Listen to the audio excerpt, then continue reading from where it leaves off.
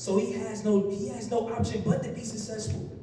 A lot of us say we want to be the 1%, but do we realize the 1% doesn't do what 99% of people do?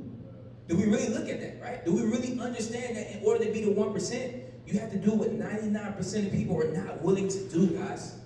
And that's one person I listen to every single day when I'm in the gym. Every day I listen to guys, right?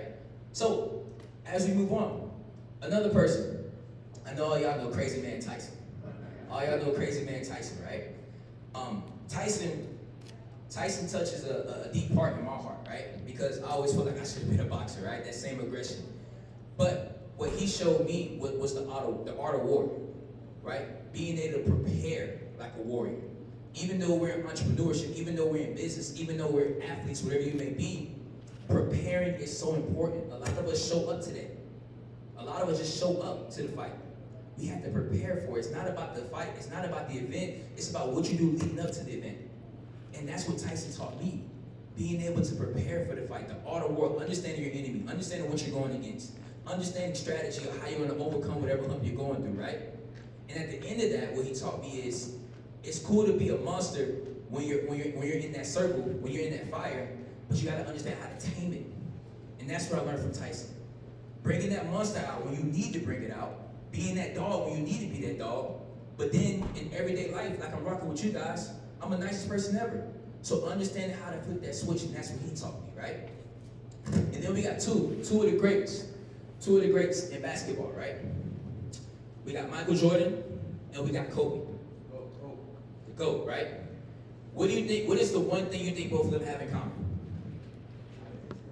Mentality, but also what else? Discipline, that's a good one. Dedication. Drive, good one. All of those are good. One thing that we didn't talk about is they both had Phil Jackson. They both had a coach. They both had a coach that saw the potential in them and brought the best out of them. They didn't have to tell Michael to show up to practice. They didn't have to tell Kobe to show up to practice. They had to tell Kobe to go home. But when they found a coach that was able to take that energy, take that potential, and guide it, he brought the best out of them, guys. And that's one thing that we got to understand, that coaches can help you get to your end result quicker, can get to your end result sooner. And once we realize that, that's when we start to be successful, guys. Information on me, execution on you. Somebody say that. Information on me, execution on you. Let me hear it. I know that was a lot, but let's get it, right? But we're going to get into it, right? Somebody say lock in. There we go. Perfect. So understanding the mindset of you becoming that person, right? You becoming that person, you taking that pain, you taking that drive, and putting it into whatever it is that you want to achieve, is going to help you get there. I hurt every day. I stress every day. A lot of y'all don't know, I was up till 3:30 last night. Prepping. Got up, got a haircut, came here. But that drive, that passion, is what fuels me right now. I didn't even eat. I don't need to. Because I got that passion. And you guys got me hyped, right? And the last one that a lot of people may overlook, and you may not realize this, right? I know I got the three mics up there, Mike Tyson, Michael Jordan, and Michael Jackson. A lot of us don't look at Michael Jackson this way, but he is the one, right? He is the one. He showed us that when you put love and value into people, you're always going to be successful. A lot of us don't know that MJ, Michael Jackson, was obsessed with giving value, was obsessed with loving with people. He impacted the world. Everybody knows who Michael Jackson was because he didn't care about his result, he cared about everybody else's result. He cared about how his impact would influence the next generation. A lot of y'all don't know, we went to a Broadway show with Michael Jackson, and I started studying him and figuring out, like, how was he great? How was he the king of pop? And he was also obsessed with his craft. During rehearsals, he wouldn't let people go home. He said, I don't care how much you gotta pay them. They stay in here. During his Michael Jackson Bad tour, he would not do the tour if it wasn't perfect, because he was obsessed with being successful. He was obsessed with providing the best experience for anybody that comes watch him work, watch him do whatever it is. So what I want you guys to do is take that 1% mindset and understand that to be the 1%, you gotta do what 99% of people are not willing to do. And it's okay if you feel like people don't understand you, because I felt like that. And the reason I'm comfortable to speak like this is because of them, because I saw that I wasn't alone. A lot of us in here, we had the same mindset. But when we go out in our day-to-day lives, we feel alone. We feel like, man, people don't understand us. They talk about business is a scam, it's risky, funding this, that, and all this other crazy stuff. But you don't understand those just not your people. Those just not your people, right? But this environment, this circle is your people because I understand you guys understand me, and it's the reason why we're here. We good? Somebody say money on three. 1, 2, 3.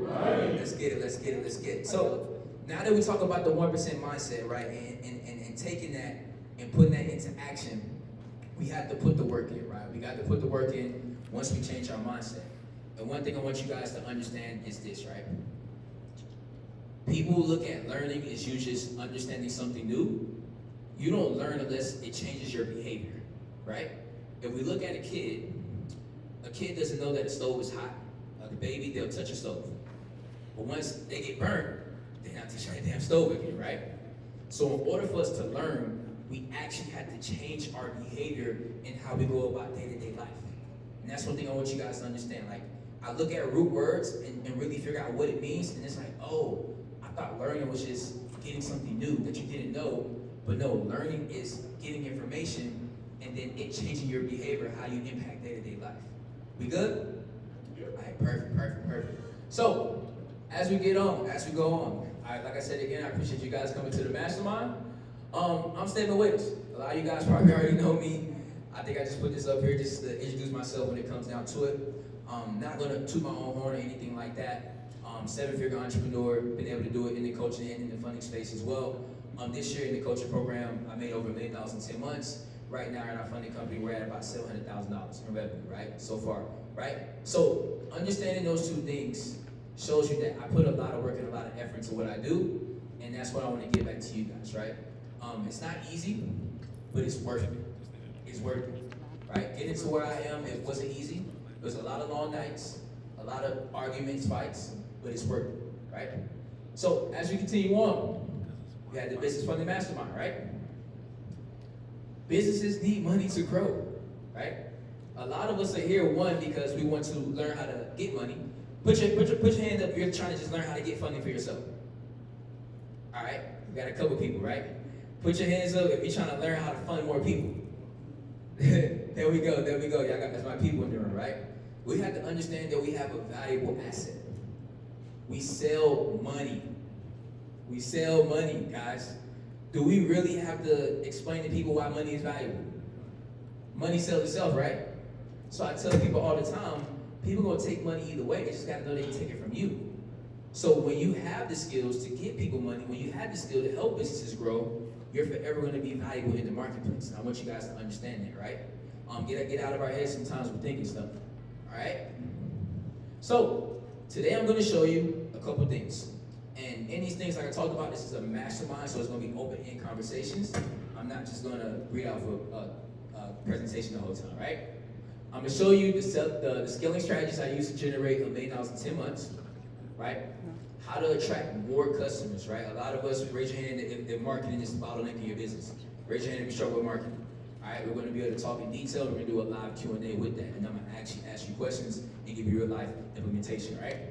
Number three, the systems I use to scale.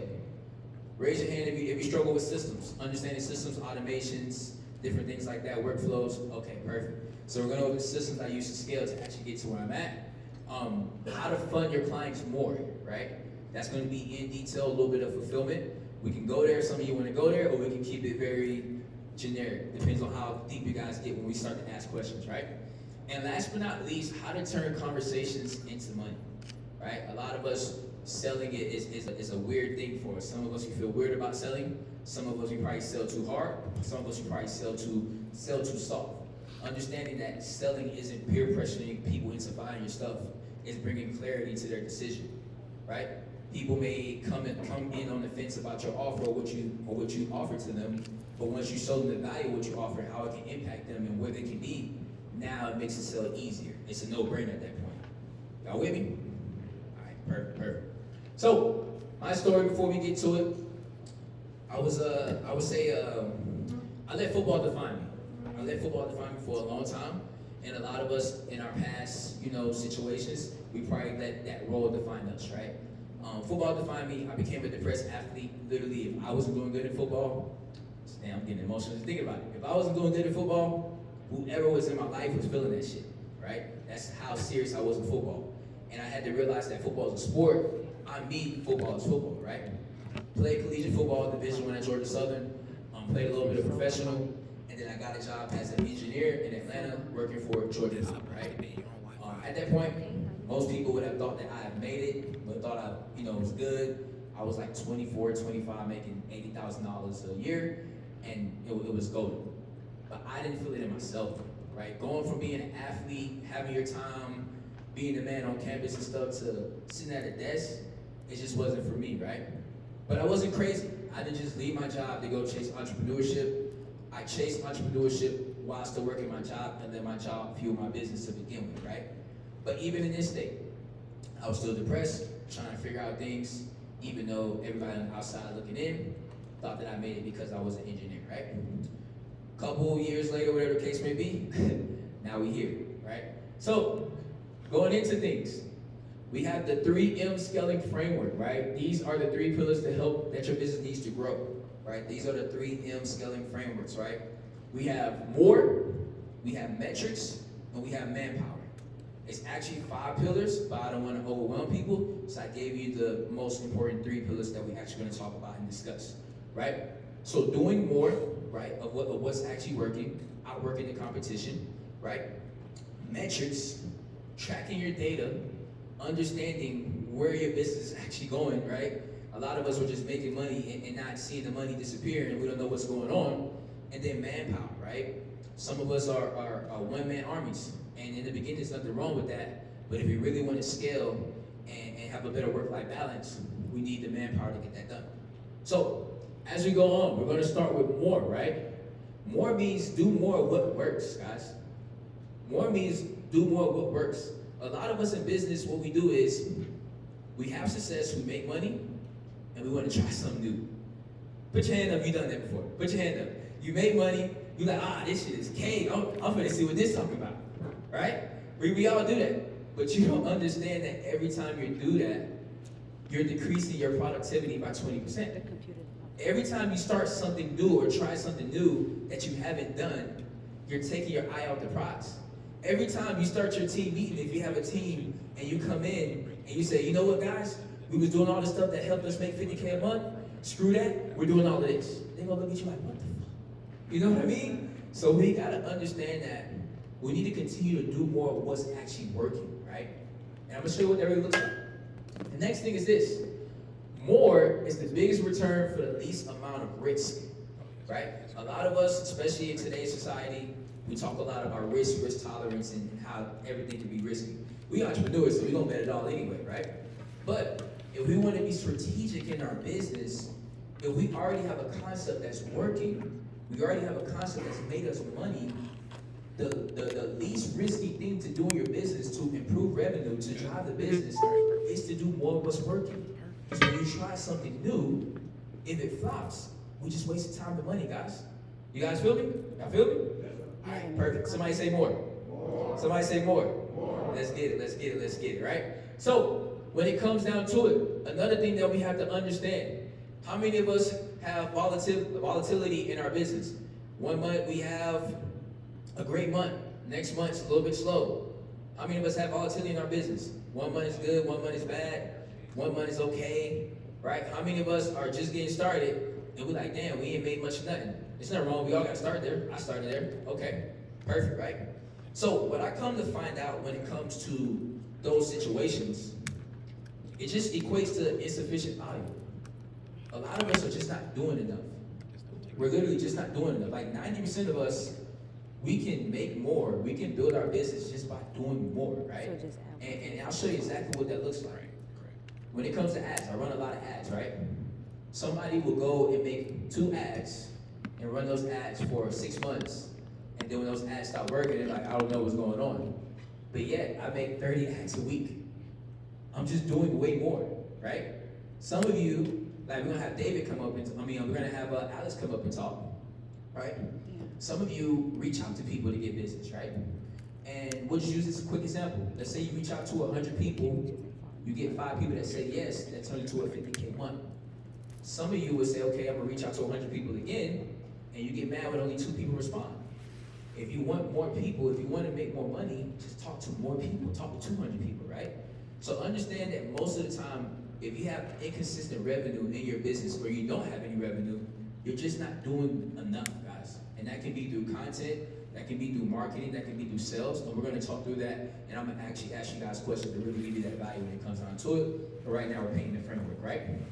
And then the last thing that we talked about, can we all promise that we're gonna focus on the main thing? Can I get a promise, please? Can I down sound convincing? Can I get a promise? All right, thank you. We have to focus on the main thing, guys. Do you guys want to be real quick? I'm gonna be real. Excuse my language, I'm gonna be real. Anytime I hear a person talking about they want funding and they got 5 different businesses, more than likely they ain't making no money. If a person tell me, yo bro, I do crypto, I do real estate, I do Turo, I do Airbnb, I do trucking, I also sell baseball cards on the side, I just know that the revenue just isn't there where it needs to be. Why? Because we're only one person. We only have so much time in one day. Am I right or wrong? So the only way for us to actually see true success, the only way for us to actually get to our goals, the only way for us to actually achieve the goals that we want to achieve when it comes to financial goals or whatever it may be, is to stay focused on the main thing. I'm not telling you guys to not do anything, right? You can't do anything additional, but we got to learn to say no. Somebody say no. No. We got to become good at saying no, right? Just because somebody's making money in some other industry doesn't mean we got to be a part of that. Do that is because we're able to track. We're able to track to see how this month was, what can we do better, right? Second thing I do is I work out. I work out for about 2 hours, right? I work out, clear my mind, put my headphones in, showed you the guys that I listened to earlier, and then I get back and I have a call with the team and go straight into marketing, guys. Go straight into marketing. Go straight into marketing and managing. That's just where I'm at in my day-to-day, but everybody's day-to-day looks different. But if you are in business, one thing I would say, from 0 to $1 million in revenue, if you focus heavily on marketing and sales, you're going to make money. If you understand how to keep customers coming through the door, which we're going to talk about, and if you understand how to close customers, if you understand how to sell, you're always going to make money, right? How many of us have bought something from somebody that was a great marketer, but it was trash? Raise your hand. How many of us have been sold? Me included, right? It happens because they understand marketing, but what happens is this that people don't talk about. When you're a great marketer and you have a trash product, you now become known as trash. You just expose yourself to the world that you're trash. So what we want to do is, we want to master marketing. We want to be good at marketing, but we want to have a solid product to be able to help out with that. Because when you match marketing with a good product, now you become omnipresent. Now you become valuable. Now, like I said, a year ago, I couldn't imagine this, but look how many people we got in the room, guys, right? Y'all with me? Perfect. So, moving on to the second thing, right? This is an actual diagram to show you guys what doing more looks like. This is a diagram. Like, I do diagrams now because I see a lot of people comprehend with diagrams a little bit better. This is the black box example. So we have inputs, right? We have inputs that we put into this shiny black money-making machine, and it prints us money. So when Alex has his 40K month, and he's DMing people, and he's getting people to get funding or whatever the case may be, he put those DMs into inputs, he put into the black box, and it turned into money. When my guy Xavier gets his affiliates, and they send him leads, that's him putting his affiliates as inputs, put into a black box, and that prints him money. When I run ads, right, and I spend money on ads, that's me taking my ads, putting in inputs, put it into the black box, and it prints out money. What we do is this. Instead of us saying, you know what, I ran ads and I made $30,000, let me just put more money in to make more, we say, you know what, I'm finna take this $30,000, I'm finna go get a real estate property, I'm finna go do this, I'm finna go do that. You know what, I may try out, because I seen Xavier was doing this, so I'm gonna try what he's doing, instead of just actually doing what was working. So when you guys look at where you're at in your business, if you find stuff that's working, just do more of it. Just input more of it into that black box and watch the dollar signs increase. We clear? That makes sense? That's all you need to do when it comes to doing more. So, as we continue on, the next part is metrics, guys. Metrics is knowing your numbers, guys. Knowing your numbers and understanding where the business is. If you don't know your numbers, you cannot scale a business. And I say this because I've seen people that's been in business for a year that knew their numbers, and I've seen people that's been in business for 20 years that don't know their damn numbers. So knowing numbers has nothing to do with experience. It's about knowledge and priorities, right? And when you understand your numbers, you're able to predict scalability. You're able to predict where the business is going and how you can actually control revenue or whatever it is coming into the business. So understand this. Metrics create clarity. Okay. Clarity creates control, right? And control creates scale. I'm gonna say this one more time. Metrics create clarity, right? So you have clarity in your business of what you're good at, what you're not, right? Clarity creates control. Once you understand what you're good at and what you're not, you're able to put resources into those things that are not good to improve the business. Y'all with me? Y'all with me? Yes, sir. Right? And then control creates scale. Once you're able to control the things that are not working in your business, you now can scale because now you can put resources into those things. A lot of us, like I mentioned, we're one-man armies. And we're doing everything, but we're good at it. Well, okay, we understand that we're limited as one person. How profitable, how big can the business grow if we duplicate ourselves 3 or 4 times? Does that make sense? To where we can serve 4 more people, 5 more people, 10 more people because we have more staff. Y'all with me? So understanding your numbers can really help you with those things. And I'm gonna show you what numbers actually look like in the business, right? So everyone should be tracking these things. These are very, very simple. Very, very simple. Very, very simple. Leads, that's basically the people that are interested in your service or offer. Book calls. A lot of us are in funding, so I just say book calls. For other people, it can be customers, right? Show up rate. A lot of us do our consultations, our stuff on Zoom, phone calls, whatever the case may be. Show up rate. What else we got? We got sales, how many people we close. Revenue, month to month, that's the most obvious one. And then profit. I don't want to leave out profit because some businesses, you think you're making money and you look back at the books and you damn spending more than you bringing in. And you upside down, right? But we don't want that. So it's good to track revenue, which is overall, right? And then you want to track profits. Basically, once you subtract whatever it is cost you to fulfill, what are you actually taking home? What are you actually making? Because somebody can say they make $50,000 a month, but if their expenses is $45,000, they only make $5,000 that month. Y'all with me? So, understanding these simple metrics can help you in any business, any business, and you can just troubleshoot. If you have a lead problem, you're not bringing enough leads, then you need to focus on marketing. If you have a book call problem, it could be marketing and messaging, right? People don't believe in you. Maybe you need more testimonials. Maybe you need more social proof. Maybe you need to build your brand, right? If you have a show-up rate, you probably need to get in those systems of automations. What do I mean by that? Maybe you need to have to where somebody, when they book a call with you, they're reminded, like how we do in my company, 24 hours, right? Have somebody call the day of, or have AI call the day of, they confirm. Then they're reminded an hour before, you know what I'm saying, 30 minutes before, and then 5 minutes before. Like when it comes to show-up rates, you want to really be conscious. And the reason why in my company we obsess over those reminders is because a person can't tell me that they forgot. If I done sent you damn 6 reminders, you can't tell me you forgot. That means that shit didn't matter to you. And we know what type of person you are. Because you ain't had the decency to say, you know what, I gotta reschedule, I gotta cancel. We clear. Alright? So, when it comes to sales, right?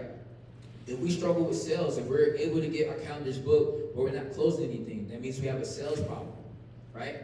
When it comes to revenue, that's pretty simple as well. If we want to increase revenue, we increase marketing, we increase sales.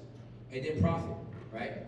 With profit, we're all in the funding space, so all our profit margin is pretty good anyway, right? But if you're in other businesses, right, you want to see how can you lower costs of inventory or expenses, right? If you're getting a product for $10 or it takes you $10 to fulfill something, how can you get it done for $5, but not, reduce quality or whatever it is that you're offering? Y'all rocking with me? Yes, sir. All right, perfect. So as we go on with that, these are 2 advanced strategies that I want you guys to take into consideration. The other ones are basic. These are pretty, a little bit more advanced, but it's really going to help you guys get to where you want to. We have lifetime value, right? Lifetime value is basically what is a customer worth lifetime overall in your business, right? How much are they worth dollar sign wise, right? And then we have cost to acquire, right? How much does it cost us to actually acquire a customer? If you're running paid ads, how much does it cost you to get a book call? How much does it cost you to get another lead on a book call? How much does it cost you to get another sales call, right? Cost to acquire. That's one thing that we want to understand as well. And there's this one formula called LTV to CAC that you really want to look at. And this is the money printing machine, so I want you guys to pay attention. Some of you guys, it may not make sense, and I'm going to pause and make sure it does. I want you guys to understand this part, but this is how you print money, right? Especially in the online space. If your average customer pays you $3,000 over their lifetime, let's say you get funding clients and your average funded volume is $30,000. So at minimum, or on average, you're getting somebody $30,000, right? Let's say this, and it costs you $1,000 in ads, sales, affiliate payouts to acquire that customer. You now have a 3-to-1 LTV to CAC ratio. What does that mean? That means every time you put $1 into marketing, you get 3 out. Does that make sense, guys? Yeah. Does anybody, like, this is not the time to just shake your head. Does anybody not understand that wants me to clarify? Anybody? Y'all understand? So if you put $1 in, you're gonna get 3 out. So once you understand that in marketing, once you understand that in data, you're able to do more because you're gonna say, hold on, wait, every time I spend $1, I get $3? Well shit, let's just spend more. Wait, every time I talk to 100 people, I get 5 people that say yes? Well shit, let's just talk to more. Right? Wait, you're telling me every time that I get an affiliate and I onboard them, I get 3 new funded leads? Well shit, how can we get more? Does that make sense, guys? So we're able to use this math, we're able to use these metrics to actually build our business to where we want to take it, right? And that's exactly how I built Waiters Capital and obviously this academy, right? I love ads, that's the sexiest thing, but everybody's not ready for ads, right? But understanding this can work in any metric. It doesn't matter if it's organic, affiliates, ads, outreach, whatever it may be. All right, so perfect. As we go on, congrats. You now have a money-making machine. Y'all with me? Y'all making money. Y'all making money, right? That's what it's all about. Understanding these things seem boring. It may not really register right now, but I promise you, when you go back and look at this stuff, you're like, damn, Stead gave me something that's really going to be a game changer. Because I understand now that I can just reverse engineer my business. Okay, what's working in my business? This got me 5 clients. These 5 clients made me 10,000. Okay, how can I do that same thing over and over and over and over and over again? That way we're getting more and more and more and more clients. And we never had to switch up. We never had to switch up, guys. So understand that. So as we continue to go on, the last one is manpower. This is the last part of the scaling framework, right? Scaling by doing more is one way, which I talked about, right? But this is the gym. Scaling by having others do more for you is another. That's a bar, right? Scaling by doing more is one way. We all are one-man teams, right? We can do as much as possible. But if we're able to hire a team that can output 2x, 3x, 10x, what we're able to do, we're actually going to make more money, guys. So having the right manpower, having the right team, having the right structure can help us get to where we want to go. And I'm going to show you what that actually looks like, right?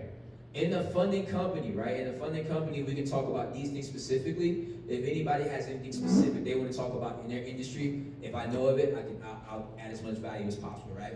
But in the funding company, right, what I saw to be the best, most pivotal, important roles is having an opener or setter, guys, depending on how your offer is structured.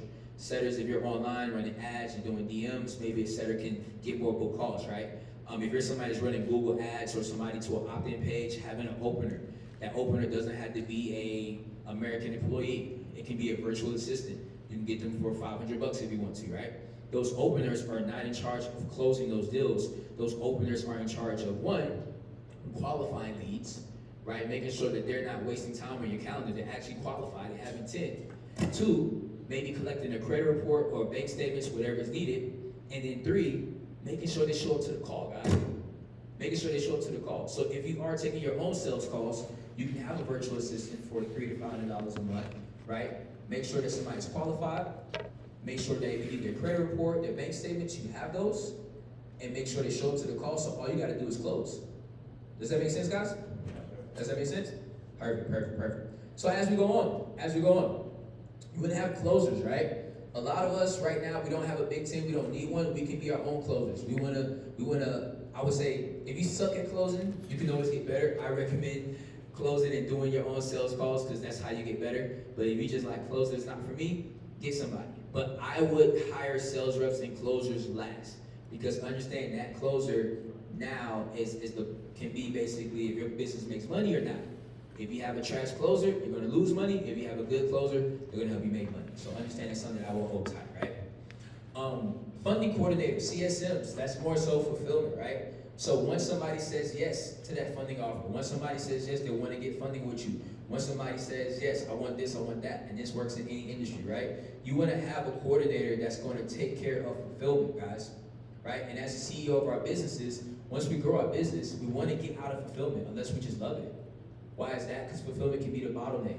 If I'm telling you that marketing and sales is what makes money, then we need to outsource fulfillment if we can. It doesn't mean outsource to a third party. It can be outsourcing in-house, hiring somebody that can do fulfillment for you. Because as we know in funding, it's all a recipe. We all know the banks. We all know the lenders, right? Most of us, right? It's more so just how many people can we get to these banks to get to these lenders. I know people that's literally made $300K in a year on just funding with Chase. That's it. They got one damn bank and they made $300,000 in a year. Why? Because they understood marketing and sales, and they just took it to that one bank. And if they qualified that one bank, oh well, I can't help you. So understand, when you dial in with those things, you'll be good to go, right? Next thing is affiliate managers, right? If you are somebody that relies heavily on affiliates, you want to have a manager. If affiliates brings in a lot of your business, you want to have some type of concierge, some type of manager that can keep that relationship, right? Especially with your big affiliates, right? I didn't realize this when I was an engineer. We had something called a key account manager, right, when I was an engineer. And I'm like, why they got these key account managers just kissing ass? Like, the big businesses, they yes boss type stuff, you know, just telling them yes, yes man, whatever the case may be. But I didn't understand how important affiliates and relationships were when I was working a job, but I understand it now in business. So if you rely heavily on affiliates, then you want to have a manager that these big affiliates, these key affiliates, can reach out to. Right? They need something, or sending them, I don't know, not flowers, but like, you know, some type of award, some type of something, a gift card, lunch, paying for lunch, building that relationship. If you rely on affiliates, because they're always going to make you money, guys, so understand those things can really help you out, having an affiliate manager. And last but not least, ops and admin, right? So in my company, I'm the ops and admin, I would say, for the most part when it comes to like higher end metrics, but you can be that in your company once you outsource these other sides, right? Being able to track data, right? Being able to manage your CRM and keep fulfillment tight. We all want to get to a point in our business to where we don't have to actually do the work, we just manage, right? We just manage. Raise your hand, that's what you want to get to. All right? Everybody put your hand down. Now raise your hand if you're actually at that level. 1, 2, 3, 4. Respect to the solid 4, solid 5. All right, perfect. But we're going to get everybody there. Now we're going to get everybody there. But you have to understand what it takes to actually scale, guys, and it happens over time. Y'all feel me? Perfect, perfect, perfect, perfect. So as we go on, guys, as we go on, we want to understand this. When we're placing ourselves, because a lot of us, how can I say this? A lot of us at the internet give us wrong information. We think that we should be starting a business, and in 30 days, 60 days, you need to be automated. And that's the recipe for a trash business. You have to build a foundation in business. You have to. A lot of y'all got other coaches, and they only know they damn business, but they're trying to tell you about business. Make that make sense, right? They just bought somebody else's shit and trying to sell it, right?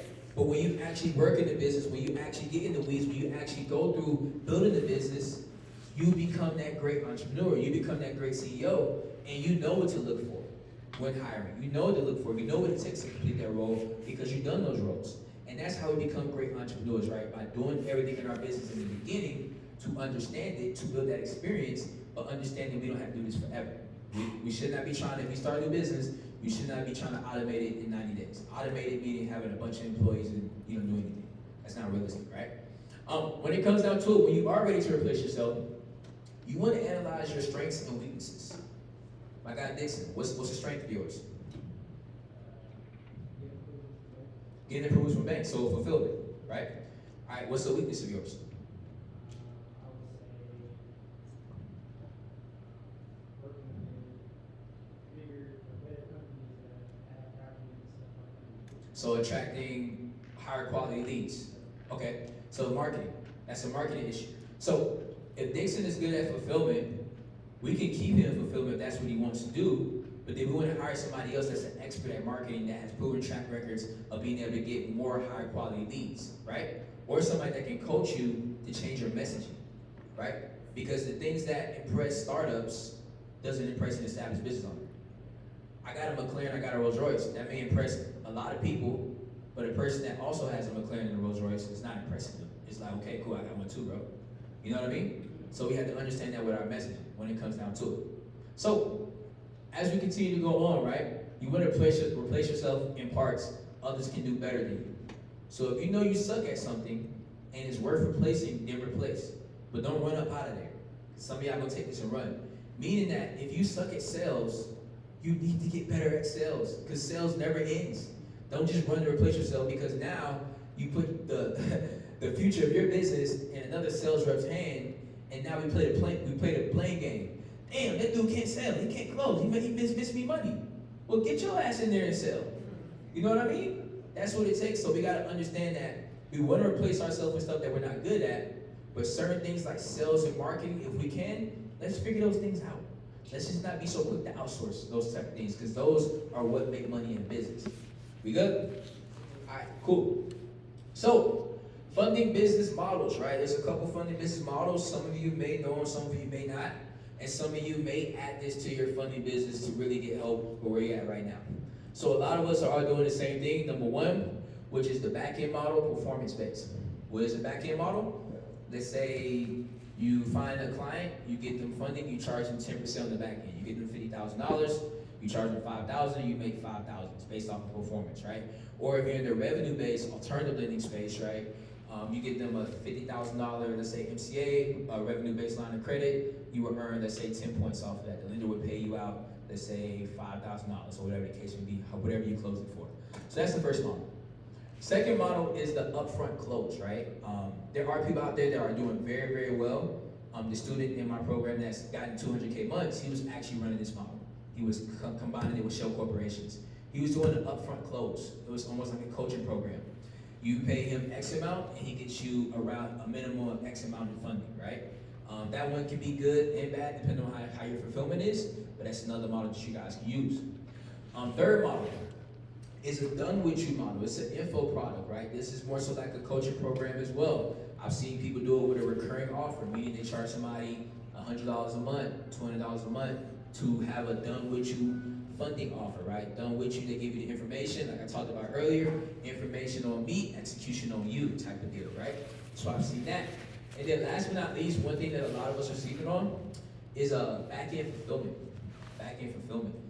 My guy Dixon said that he's good at banks getting people approved, right? Well, one way he can make money and not have to worry about getting more leads is offering back-end fulfillment for other funding companies that suck at fulfillment, right? Because everybody has strengths and weaknesses. If you're good at fulfillment, if you're good at getting people approved, getting people high limits, why don't you reach out to other funding companies or other coaches, because most of these coaches don't actually do funding, right? And do the funding for them, right? We do it too, just being transparent, right? And you guys can do that. So if you don't want to market it, if your market is not your strong suit, I highly recommend figuring it out. But you can communicate with other people that are good at marketing, but suck at fulfillment, and become their back-end fulfillment and make money that way. We good on that? Was that value? Somebody say value. Let's get it. All right. So as we continue to go on, now we're going to talk about attracting more customers. This is the mastermind part where I'm not just talking, like I'm going to go through some points, but I'm going to ask you guys, I want you guys to ask questions so I can really solve your problems in real life that you're going through. We good? So it's not going to be a long ass presentation. All right, cool. So like I said, attracting customers, we have to understand there's two type of audiences that you got to dissect it like this because it is strategy, right? When it comes down to it, we have one-to-one, which is private, which is outbound, and those are phone call, text, email, DMs, right? So there's two ways to market. That can be one-to-many, public. This is technically one-to-many. I'm one person speaking to multiple people. Or we can do one-to-one, which is us having a one-to-one conversation with somebody, right? One-to-one is always going to be less scalable than one-to-many. Why? Because I can only talk to so many people one-to-one. One-on-one, however, though, has a higher likely chance of closing a deal because you're talking to one person. They can feel your aura. They can see that you're a real person, right? So when it comes one-to-one, right, that can be phone call, text, email, DMs, and I keep bringing them up, but Alex, that's one thing that he's been good at, right? One-to-one. My guy doesn't have a big team at all. He's able to get to 40K months by one-to-one conversations, and then hiring VAs to be able to talk more to people one-on-one and getting them on book calls. So that's a good strategy to still make money if you want to. DM outreach, cold calling, right? Those are one-to-one interactions. When it comes down to one-to-many, right, that's the public, that's going to be inbound. What I mean by inbound, when you speak one-to-many, you're doing live events like this, you're speaking on stage, you're doing webinars, right? You're doing podcasts, you're showing your value to the audience, and the people that are interested now come to you. Does that make sense? That's one-to-many. And one-to-many looks like podcasts, ads, posting on Instagram, social media, and webinars, right? Do you guys want to know one of the best hacks to build yourself up as an authority in the space? Does anybody know before I say it? Anybody want to take a guess? That's good. Yeah. You said write a book? I don't know. Shit, I better read books myself. But go ahead, bro. Speaking in public, yep. What you got? Anybody else got something? Networking, yep. Ads, 100%. So all of those things are correct. A lot of you guys had the same similarities of things, but the overall answer that I'll say is cross collaboration, right? Leveraging other people's audiences. So when you go on a podcast, you're now leveraging their audience, right? When you do a free coaching call for a credit coach, you're now leveraging their audience. And now their audience look at you at the same level as a person that they respect. Does that make sense? Same thing if I was to bring a guy up here and say, yo, this is my guy, he's the best at, I don't know, credit repair. Everybody be like, damn, he must be solid, stay a voucher for him. You know what I mean? So it's that same type of similarity. And we can do that in any industry. It doesn't relate just to funding. If you have a restaurant, let's say you have a soul food restaurant, right? We understand who our target audience is. Who can we align ourselves with? What products can we align ourselves with to get more people to buy into our products, right? If we have a Latin restaurant, right? Let's say we serve fajitas, right? Who can we align ourselves with? Who can we be around? What goes with fajitas that we're able to attract more clients, that we're able to build our brand, and now people see us more. Does that make sense? It's a reason why a year ago we had 15 people, and now a year now, today we got 50-some, 60-some people. It's because of my cross collaboration across different platforms and building my brand. Does that make sense? Perfect. So, as you continue on, as I talked about, there's the 4 pillars of marketing, and this is kind of where I want to go into detail and really help you guys out, depending on how you actually market, right? I don't want to misconstrue you guys to think that you have to do everything. I'm just explaining different ways that you can market, right? So, we have organic. Organic is posting content, having conversations. It's just organic, right? It doesn't cost you much of anything. It just takes effort. Next, we have affiliates, right? We have affiliates where you're able to incentivize people to send you clients, right? Have an affiliate program. If you're in the funding space, you literally can say, hey, if you send me somebody and I get them $100,000, that could potentially be $2,000 in commission that you get, right? So understanding that you can actually get people to send you clients, and there's different ways you can do that. You can have a normal affiliate program. You can even create a community, call it the money brokers, where you have an army of people that send you clients, you do the work, they get a referral, and you making money without having to market. We good? We have paid traffic. You understand paid just means paying for attention, where you can hop on podcasts. You can run paid advertisement, right? You can pay to be on shout out pages. What that does is that builds up your brand and builds you up as an authority. So now more people come to you over time once you have a recognizable face. And then last but not least, we have cold outreach, right?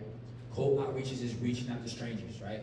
People that don't know us, right? Cold outreach, you're gonna have a lower conversion rate, so you have to do more of it, but it still can be very effective. So, what I wanna ask you guys is, what are some marketing questions, some things that you guys wanna ask, you guys want me to answer live? Like I told you, I'm not here to just teach a bunch of shit that's not really as valuable. I want to really love on the people. So if anybody can raise their hand in any marketing question that they have, Let's get to it. Anybody got anything? All right, we got my guy Josh. What's going on, boss?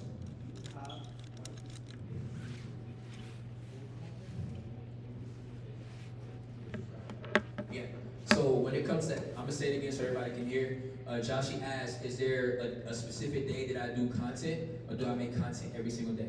So right now in my business, every Wednesday is my content day, right? I go to my studio, you guys probably seen it, and I make a shit ton of ads for organic content. So I'm batching all in one day, and that's usually my content day. During that day, I make sure I have no calls. So it's usually a day that I'm not probably working at the gym, and all I can do is focus on content. I get it out the way, and I get to the next one. We good? All right. Anybody else? What do you got, boss? What's your name? Nice to meet you, Roy. Mm-hmm.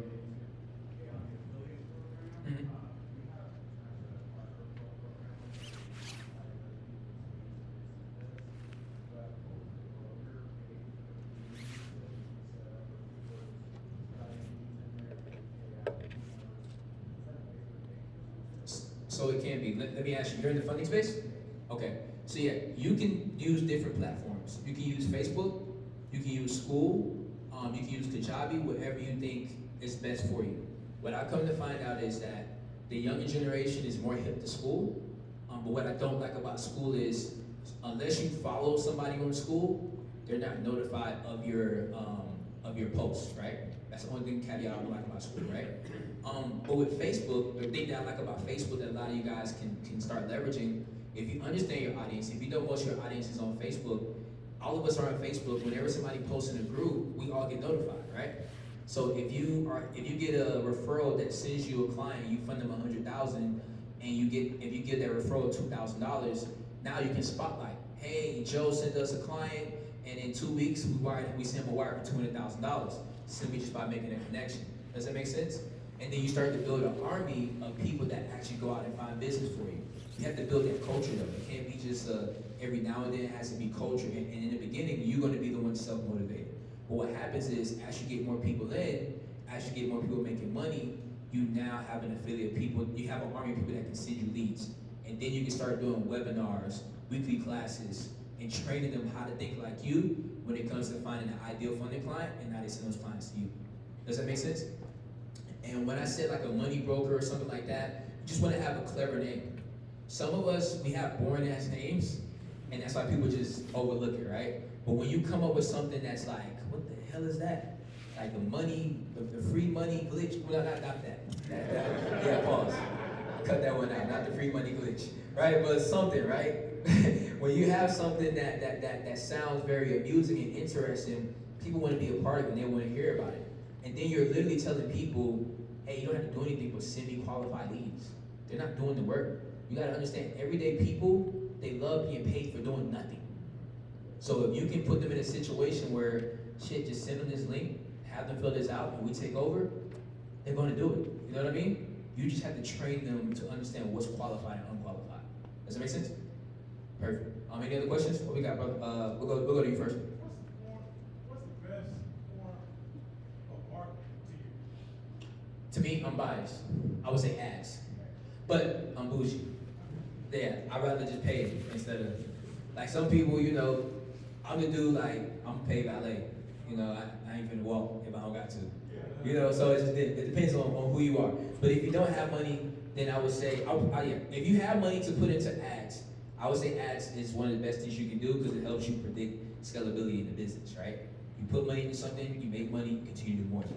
But if you don't have, let's say, funds to get started in ads, I would say the next best thing would be affiliates. Outreach to affiliates. You may not be the best at selling to people, but if you inform people, hey, you can get paid if you work around and hang around these people and send them to me, you're gonna make money. You know what I mean? Because everybody loves being rewarded for being money. Perfect. What we got, my guy?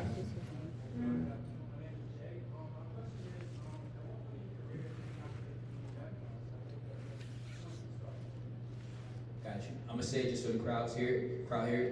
He asked basically, at one point in time in your business, do you decide that you want to start doing webinars? Honestly, you can do webinars as soon as possible, but realistically, I would say once you have some type of proof of concept, results, that's when you can start doing webinars. Because during the webinars, you want to show results. And results doesn't have to be you help somebody make $1 million. Results can be what you've done for yourself. right? That can be a result, right? And you got to understand this, because a lot of us, we look at business like, oh, we shouldn't do something until we're established. At every stage in business, you have leverage over another stage. Let me explain. If you're new in business and you offer the same thing I offered, right? You may be like, somebody may come and book a call with you, but like, yeah, I see Stead, he's more established, I think I'm gonna go with him. And you can say, yo, well, Stead's more established, but he probably has employees that don't know as much as him. You're not talking to Stead, you're talking to his team. If you're working with me, you're talking directly to me. So you have that personability because people work directly with you, not with somebody bigger, right? And then if you're on the bigger end of that, let's say that you are me, and somebody says, yo, I think I'm gonna work with somebody smaller, you can be like, well shit, that dude's in his mom's basement working. Like, you don't know shit. You see all the results I got? You see the people I help? What you mean you want? What are we doing? Do you want a result or do you just want to mess around? Let me know. Right? So at every part in business, you have leverage to talking points that you can close people on. Does that make sense? Gotcha. So I would say once you start to get results within yourself, you understand storytelling, telling your story, you can start running webinars. All right, perfect. Anybody else got any questions on marketing? Go to you. Yes, I think I heard you say, hi, I'm Miriam, in the Nice to meet beginning, you. you were holding a full-time job as an engineer, and then you got started with your business. I don't know if there's like a short question to this, but what marketing strategy did you put in place in the beginning when you found the one that was most effective while you were working like so many hours? 100%. So, posting, mentally I had to get over I was too cool. Like a lot of us when we start a business, we feel like it's crazy, our mindset sometimes. We start a business, but we don't want people to know we have a business. Right. And that was that, right? So I would say posting, once I got done posting, and then like I said, wait, let me go back to actually talk, I don't tell you no bullshit. Posting was one, for sure. Also, outreach, doing coaching calls for other communities, doing free coaching calls, giving value to other people's communities that help me get clients as well. And then in-person connections, going to the Chamber of Commerce. I was in Atlanta, so I would go to like RIA events, Real Estate Investment Association of Atlanta, whatever the hell that stands for, right? So I would go to different events like that to meet people in person, right, during my off time, or let's say my job was flexible, so I wasn't in the office 24/7. I can act like I'm going to a job site, but then, be doing something else. So I would just meet up, with realtors, connect with people, stop by there, and really just build my name around the community. But I would say in person, Chamber of Commerce, RIA events, real estate events, or just using Eventbrite, posting organic content, that's a long game, but over time it helps you because somebody before they do business with you, they're gonna do their research on you. They may search you up. So if you're talking about you can do funding and then they go to your Instagram and you smoking weed and all that crazy shit, that's over. You know what I'm saying? So you gotta just be, you got to go with what you offer, right? That's one thing I would say. All right. Next question. What's going on, boss? Question for you. Yeah. What is the best way to reach as many people and as many communities on schools in terms of the actual owner of school? Is it going through Instagram first, or how do you contact more people once we're into their communities? Yeah, so we actually talked about this in my academy. I think we did a call a few weeks ago. So basically what you can do, school allows you to see the owner of like whoever community it is, right? And a lot of time, most of the owners, they have their Instagrams, their Facebook, and different things like that. So I was actually going over that with Alex. You can have a VA create a spreadsheet of all their Instagrams, or just have that VA contact them directly on Instagram. And with Go Code Outreach, a lot of us send one message and think that we're done. You want to message people like they owe you money. So hey, I'm gonna email you, I'm gonna hit you up on Instagram, I'm gonna like your photos, I'm gonna comment, say, yo bro, I hit you in the DMs. Like I'm gonna do all of those things because you want to stand out versus the crowd, because there's so many people doing cold outreach, right? So I would say going through different communities, you can use a discovery page on school to figure out like different industries, and you know what industries value funding, entrepreneurship, real estate, stuff like that. And then finding the hosts of those communities and reaching out to them, like I said, on Instagram and different things like that as well. Make sense? All right. What we got? Where's that podcast list at? Podcast list? You go to the podcast, are you using resources like you say, go outreach, or you using Just call outreach. A lot of podcasts, you can just DM them. Like, nobody's gonna turn down money. Like, what you guys don't want to do is you don't want to send a long ass paragraph of like, this is my story, this is where I came from. I know I'd be great for your podcast. I literally DM people, yo, how much you charge for a podcast fee? Be a podcast guest. Cause like, if it's a long ass thread, some people ain't even gonna read it, right? Make it one line. Yo, how much you charge to be on your podcast? Boom. You know what I'm saying? People ain't gonna turn down money. All right. There we go.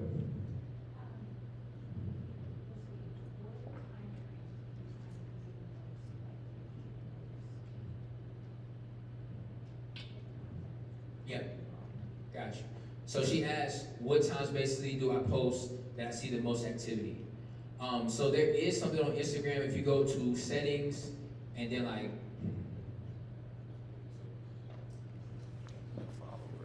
if you go to, no, it's not up there. Let me see if I can find it. If you go to basically, and this is what I use. If you go to professional dashboard, if you have like a whatever business, whatever Instagram, if you click that,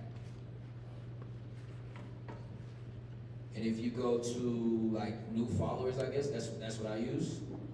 If you click that, and then you go down to most active times, it will show you the most active times that people are actually online. So that's one thing you can use when it comes down to it. That's probably not the best way, but that's what I use.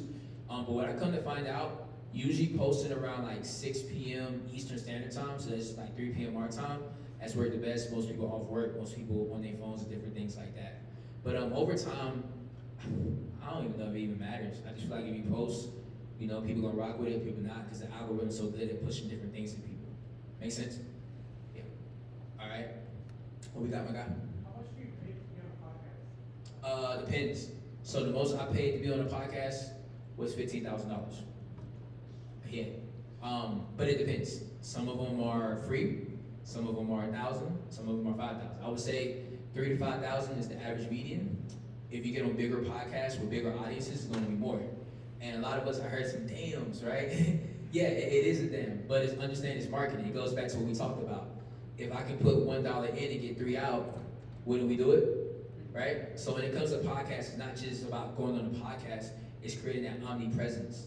Because now that audience relates with you. Does that make sense? So going on the right podcast. I don't want you guys just go out and go on anybody's podcast. You want to fact check, make sure people actually have real views, actually giving quality, and most importantly, make sure their audience aligns with your message.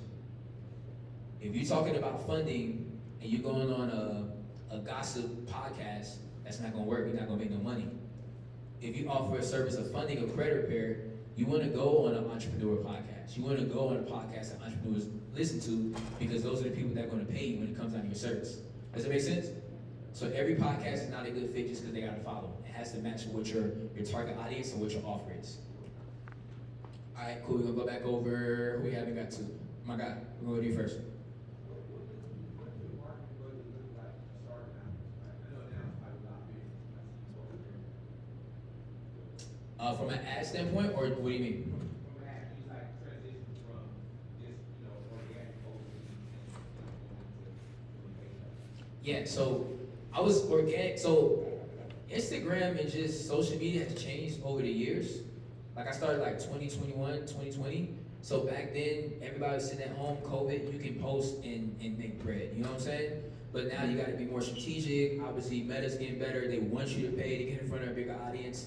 So I would say I was doing organic for a long time, but once I saw organic wasn't consistent and I was like selling too much on my page, I was like, okay, let me reframe my strategy. So what I started doing was posting more lifestyle, value, and now my ads retarget people. So a lot of you guys, if you see my page and you go to it, you're probably like, damn, I done seen 3 of these dudes' ads. Because we retarget you. If somebody clicks on my page, engages with my stuff, you're going to retarget with ads. But to answer your question, I started off organic, closing a couple deals, because in funding, like I mentioned, we have high profit margins. So getting somebody $50,000 is not hard, but that's $5,000 in commission that you earn. So once you stack up a budget, let's say you're making at least $5,000 to $10,000 a month, then you can start playing with ads, maybe putting 1,000 into ads and working your way up. If you really want to see ads really print, you want to start putting, let's say, I would say at least $10,000 a month into ads. Right now, we spend about $50,000 in ads a month. So that's why you guys probably see me everywhere. All right, let's go to my guy. Let me get that right. What we got? Say real quick, what is the biggest L you took in marketing? The biggest L that I took in marketing. What is the biggest L? The biggest L that I took in marketing was podcast. I paid $10,000 for a podcast, didn't make anything off of it. Yeah, because one thing, if you guys do go on podcasts, you want to give them tracking links. So like under that bio of that podcast, it's a link that they can click so that you can see what business or who comes through that link. So if you do a podcast and you talk about credit repair and you say, I can fix your credit, or I can help you get funding, you want to give that podcast host a specific tracking link for people to book a call. And based on who books and who doesn't, you know if it's actually working or not. Does that make sense? So I would say 10,000, and I done took L's in ads as well. So ads is tedious. I was running ads without a pixel. If you guys know what a pixel is, it basically makes your ads smarter.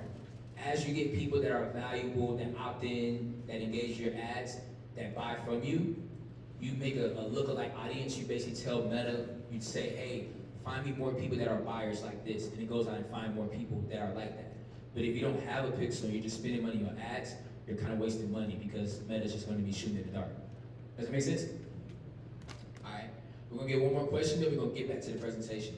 Two more. Go ahead, and then I'll get you. So I understand what you're saying, like maximize the amount of time, most of your time, into like speaking Mm-hmm. to but when it comes to actually like outreaching to someone else in the world, how do you structure it? How do you approach that so that they see the value?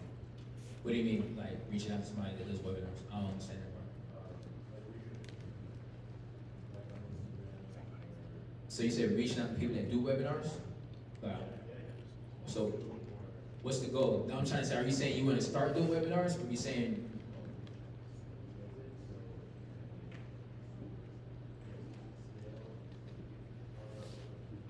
Gotcha. So it just depends on the person, I would say. Like, if you're reaching out to people that are doing something, you want to partner with them, you got to have a value proposition.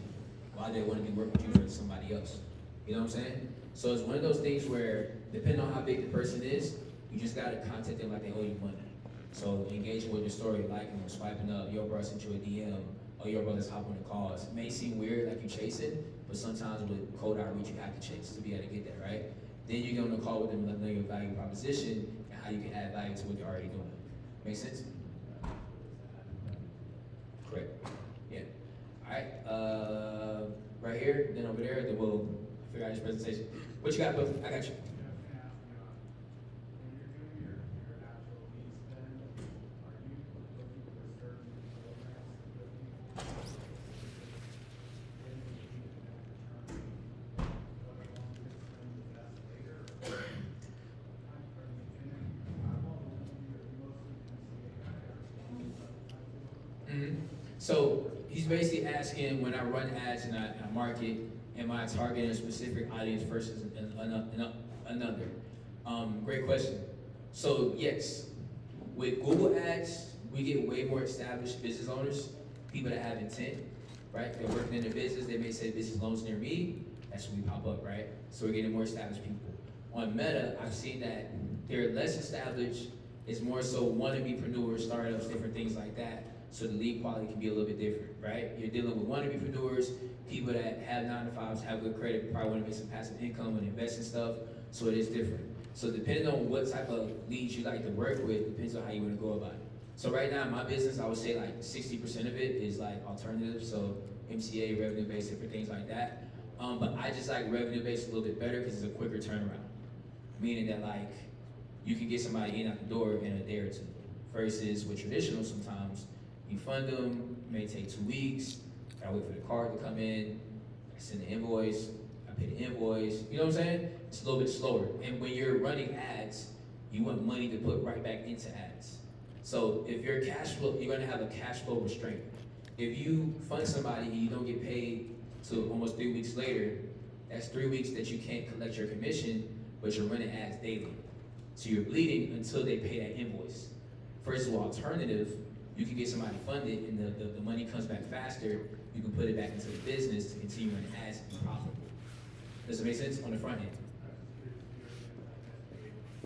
Yeah, yeah, yeah. But you know, SBA now with the government and stuff is a little bit different. But yeah, for sure. All right. Any other questions before we go to the next slide?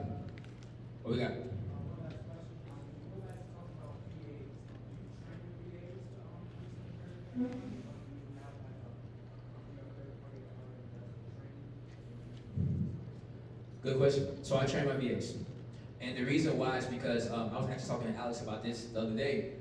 I like having fulfillment in-house because you can build a team and build culture.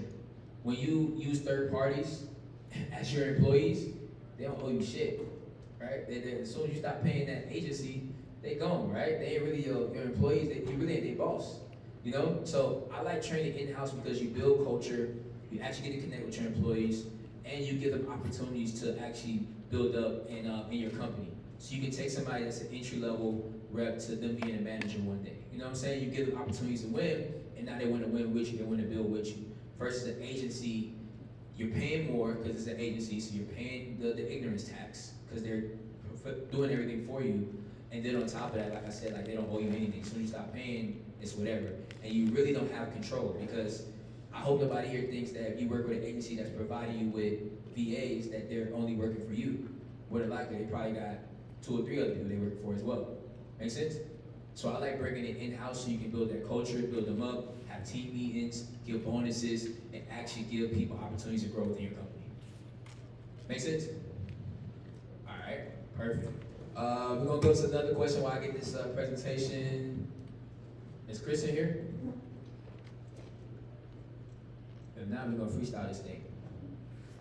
I don't know what just happened. You go ahead and ask your question. How do you rotate, like, I know you're doing really good on Instagram as far as your personal brand. How do you rotate the budget in terms of like lifestyle content for ads versus webinar versus like main offer? How are you rotating that right now in terms of percentage? So ask that one more time. I apologize. How do you rotate your current budget for the ads? Like you're doing really well with the lifestyle content. Mhm. So how are you like putting up the percentage for, hey, I'm gonna post this ad and use this budget for lifestyle content versus your webinar versus like a main offer to a book call? Like how are you separating your budget right now? Yeah, so 80% of the budget is going to always go to ads because ads bring you business. The lifestyle content, the organic content, that's just more so filler stuff. And I'm gonna be very transparent with a lot of you in here, right? I had to change my mindset. I had to change my mindset because I started making money and got too cool again. I was like, oh well, shit. Why post a Rolls Royce? Somebody got a Phantom. I got a Ghost. Like I started thinking just crazy. Like why post a McLaren when somebody got a P1, a $1 million one? Like that shit's not. And I had to realize like most people don't have what I have. And then with lifestyle, it's not so much to crap on people, belittle people, it's to inspire that when they do take care of business, this is what you actually can achieve. So when I started seeing that lifestyle can bring people in that probably are curious about funding but don't know about it, I started doing more of that. And instead of me selling directly on my Instagram, I just have my ads sell for me. So I actually learned the strategy from Alex Ramosi. So if you don't want to come across and get sell fatigue, like you don't want your audience to say, ah shit, every time I see Brandon's reel, he's selling me something. Then you just want to do more lifestyle, more value, more who is branding right? And then knowing that when they engage with your content, when they visit your page, then they're going to get hit with ads that sell back to them. Does that make sense? Yeah, perfect. Perfect. One more question and then we're going to slide, guys. Anybody got anything else while I connect this back? We good? All right. Oh, what we got, boss? Hey, a question you said, What's up? as far as using LinkedIn platform, you just use that only for outreach, or have you had any luck also reaching out to business? So you're asking me for LinkedIn, am I using it just for outreach to bankers Yeah. or for business owners? So we've done both. Remember, outreach is always going to be a long game. So whenever you think of outreach, think of you're going to have to do a lot to get a result, right? So we do use outreach for business owners and bankers, but more so us as just bankers right now. But it was a time where I was doing a lot of outreach to be able to get business. It's just here and there. What I've seen works the best though is when I was doing outreach to reach business owners all over the United States, we wasn't getting much. But when I started targeting Las Vegas-based businesses, and they can look up Waiters Capital, and they're like, oh, he's in Las Vegas, we were getting better, acceptance rates, or opt-ins, or people actually having conversations. Does that make sense? All right, perfect. So we're gonna slide to the next part. The systems I use to scale, right? The system I use to scale, a lot of these are general, but we can go into detail as we continue to go on, right? First one is a CRM. Who in here has a CRM? Raise your hand. If you don't have a CRM, you need one. This is how you run your business. This is your business in the box. If you do not have a CRM, you're never going to get to where you want to go with business in the most efficient way, I would say. A CRM is a customer relationship manager, right? It captures everything. All your leads, affiliates, ads. It's your database. It's how you communicate with your clients on a day-to-day basis. Has your business phone number. It can host your website. It can host your funnels, right? Even some CRMs now have AI to where AI can call, right? A lot of us probably have struggled with people showing up to calls. You can set up automations, triggers to have everything done automated inside of your business. So you need a CRM, right? And if you have a CRM and you actually have to put an effort into learning your CRM, shame on you. Because you're limiting your business, not understanding the capacity in what your CRM can do for you. A lot of us got CRMs. How many of us know how to set up an automation? Raise your hand. There's way less damn people that said they had a CRM. So that shows you that you're limiting yourself. As business owners, when you limit yourself, you limit how much money you can make, the potential money you can make. Now you have to pay somebody else to make a simple as automation that you could have did yourself, right? Some of y'all in my academy, and I done hopped on calls and did an automation. Xavier can tell you, shit, we done hopped on a call, 1, 2, 3, 4, automation, boom, right? Exactly, right? So understanding automations make you better as an entrepreneur because now you're able to put more into your business and you understand the constraints and you're able to adjust those right away instead of having to pay an outside third party. You don't have to be an expert at building websites, but just understanding automations, opt-ins, sending SMSs. A lot of you guys opted in for this event and you got texts and emails all day, right? Who do you think created that shit? You probably can tell because I messed up, but yeah, me. It was me for the most part. But having that allows you to do stuff on the fly, and that's what I've been able to do because of automations, right? So good CRMs you can use. I'm biased. I use Scale8 because I actually make it, right? But you don't have to use it. Salesforce is a good one for funding as well, especially if you're in the revenue-based lending, cold calling, different things. Salesforce is good. And you can never go wrong with like Go High Level as well. So those are all good ones you guys can use when it comes down to having CRM. And a CRM is something that you're going to need. You're never going to end it, right? People that are not active in their CRM, they're not active in business. Because any business that comes through is going to go through your CRM. Make sense? That's where you send invoices, emails, texts, everything. So moving on. 2 find bankers, 2 find lenders, right? There's 2 resources I typically use. One is me and LinkedIn, right? Sending LinkedIn messages to bankers. Bankers are regular people like me and you. They have a job. They're not going to deny you for sending them referrals, right? Another one is Hunter.io. A lot of you may not know about Hunter.io, but this is a way that you can actually get professionals' emails. So if you're funding yourself and you want to go through a banker, you can use Hunter.io to find local bankers that you can fund yourself with. Or if you're somebody looking for bankers to add to your funding company, Hunter.io allows you to do that as well, to be able to get emails of bankers, email blasts to get more bankers on your pipeline. One thing I want to tell you is, a lot of us stress about having hundreds of bankers. Having bankers ain't shit if you ain't got the clients. So don't spend time worrying about bankers, spend time getting the clients. And as you get clients in different states and cities, then go out and find bankers to build relationships with. And why is that important? When you have that conversation with that banker, you got a client ready to go. You ain't wasting time. A lot of y'all waste time on calls with bankers and be like, yeah, I got a banker, and that's cool, but when you gonna send them business? You know what I mean? So make sure we don't get hyper-focused on this, because I know a lot of people in the space, they tread over this a lot. So content, right? Content, we can go into deep detail when I get to the Q&A of this part, right? Content, what I use is a lot of ChatGPT. I use ChatGPT, but I'm very literal with ChatGPT. ChatGPT knows my life. ChatGPT knows everything about me. The more you tell ChatGPT, the better it can get at creating prompts, right? And then I refine. I literally tell ChatGPT, yo, that's trash. I don't like that. That don't sound like me. You know, right? It says, you're right, Stead. What about this? Boom, right? You literally can do that. And I highly recommend you guys pay for the paid version. Moving on, Opus Clip. So I do a lot of YouTube, guys. I do a lot of YouTube as well. If you're not on YouTube, definitely get on YouTube. Opus Clip helps me to repurpose my YouTube content on Instagram.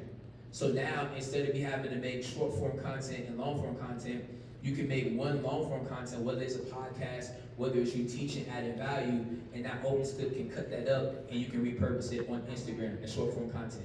Does that make sense, guys? Perfect, perfect, perfect. And another thing I do as well, if any of you are into reaction videos, you can take other people's podcasts. I've done it with Alex Hormozy, I've done it with a lot of different people. You can use Opus Clip to clip up their most viral points of their podcast talking points, and then you can actually react to that, and that can be content for you as well. And now you're leveraging their audience to actually get stuff done. Does that make sense? Yeah. Perfect. Answer the Public. Answer the Public is a good one that a lot of people don't know about or don't use. It's a very underused tool. Answer the Public is basically an SEO website that allows you to see what questions people are answering. Literally, it's a database that shows you what questions people are answering, and you can make value-based content based on that. Just like how I literally asked you guys asked me questions and I answered. You see how I answer all you guys' questions? How many other people you think had those same questions? So if you start to make content answering those questions, people start to know, like, and trust you, and now they want to pay you to do business with you.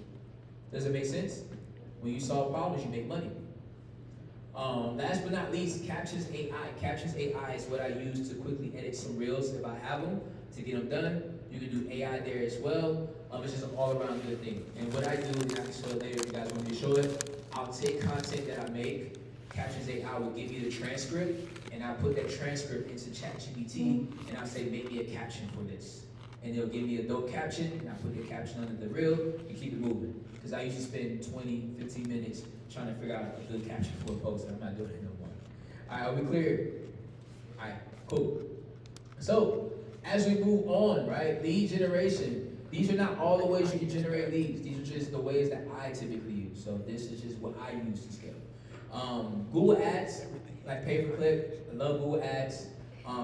With Google Ads and a funding offer, it brings you clients that have intent for the most part, right? When somebody searches something, more than likely they want that thing or they need that thing. Just like when we go out of town and we're looking for a restaurant. What are two places we go to look for a restaurant? Google and TikTok. Google and TikTok, right? For the most part, it depends, right? So understand when you have a funding offer or you have an offer and you're able to run Google Ads and somebody says business funding near me, business loans near me, business loans in Las Vegas, you will come up, guys. So just understand that. When it comes to meta ads, like I said, meta is just another way to get in front of a different audience and really build your brand up as it comes down to. The only caveat with meta ads is you want to have your social media optimized. Ads only guarantees attention, right? People click on your ad and they go to your profile. If your profile doesn't match with what you're saying, they go. So understand that you have to optimize your profile as well. And then Hyros. Hyros is what we use to actually track everything, right? So not to get too nerdy, too geeky, Meta is very invasive. I don't know if you guys knew, but I'm not gonna get into that, but they're invasive, but it's a good invasive because it allows marketers, it allows business owners to really find people that really align with our offer. How many of us have talked about something and then we looked on our phone and we got an ad about it? That's Meta, right? And that's how it works, and that's why it's so good, and why when we run ads, we're able to find people that align with our offer. The reason a lot of you guys are here is because I ran an ad and it found you guys, right? So understanding that. And with Hyros allows you to track everything. It shows you everything. It shows you everything that somebody does on your landing page. So if somebody visits your landing page and they dip, it shows you that, hey, this person came from this Instagram account, clicked on your landing page and left. It shows you if somebody went to your second page and they were filling out the application and it stopped.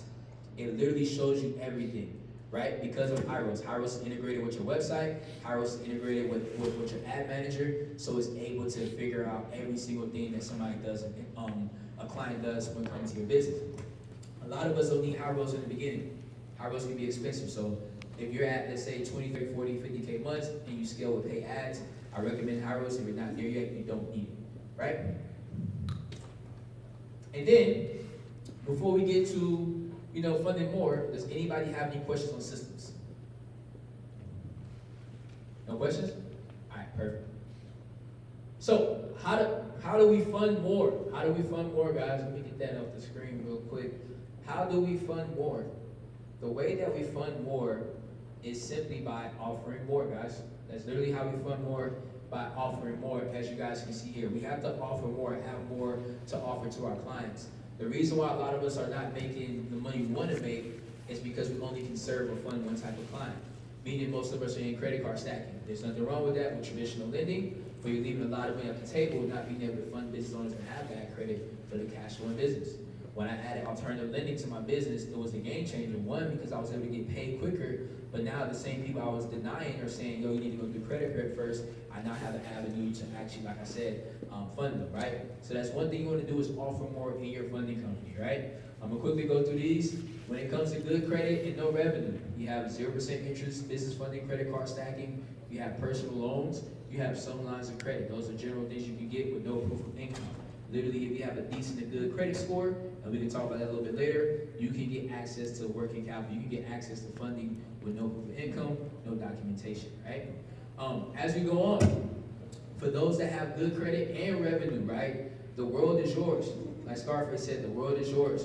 You have CDFIs, you have 0% interest business credit cards, you have business lines of credit, business loans, equipment financing, and SBAs. So if you come across business owners that have good credit and good revenue, or decent revenue, I would say the options are open because they have documentation, they have tax returns, they have bank statements. You can get a P&L statement made to be able to get them the funding that they need, guys. So that's going to be heavy. What we got, boss? CDFIs, community development, institutional, some. But basically, it's smaller banks that are serving the community. So like, they have awards and programs and loans where you may have subpar credit, but they're serving underserved communities, so they're offering loans to them. Does that make sense? So look at them as like community banks, smaller banks that want to serve the community. They may have offers where, with a 650 credit score, you may not be able to go to a Chase or Wells Fargo, a big bank, to get funding, but with a 650 credit score and maybe some business credit established, maybe revenue, maybe not, you can get 50K through a CDFI. You know what I mean? So those are like hidden gems that have like specific programs tailored to help small businesses in the communities that have not the best qualifications. Does that make sense? Gotcha. So as we go on, for bad credit and revenue, that's going to be revenue based, right? MCAs, merchant cash advances. A lot of us shit on MCAs, but MCAs help a lot of people. They hurt people, but they help a lot of people too. So understand that this could be a product that can help somebody, and you get paid from the lender, so you don't have to chase people down for money. Business lines of credit, right? Revenue-based business lines of credit. So places like Idea Financial, Fundbox, On Deck, Blue Vine. Those are places that have business lines of credit based off of revenue that we can use for our clients to get them funding, even if they have not so great credit, guys. And then invoice factoring. Invoice factoring is a hidden gem. We don't do too much of that. But if you come across basically truckers that may not have the best credit, but they have invoices that are supposed to be paid or whatever the case may be, they can actually secure funding to fulfill that load, right, in the meantime. Invoice factoring payouts is a little bit weird. You're not paid out in full, you're paid out in schedules, but it still can be an add-on for truckers that may not have the best credit, but have loads that they have to fulfill on. Damn, what just happened? I was rolling too.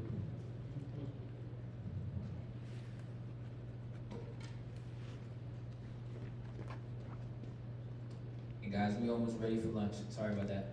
I'm rolling. Don't know what's going on. All right, so last part that I can do it off my phone, just so we don't keep things going.